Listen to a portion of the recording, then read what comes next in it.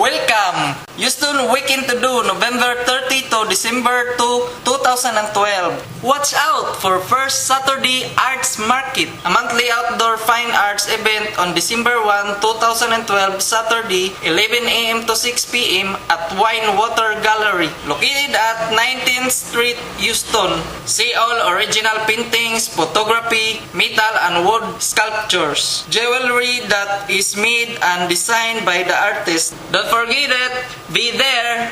There will be a spellbound Halloween cabaret with belly dancer Sabine and comedian MC Pelky Aladdins on December 1, 10 p.m. to December 2, 1 a.m. at Aladdin's Hookah Lounge and Utu Bar, located at Memorial Drive, Houston. Families are welcome. Come one, come all. It's going to be a great night.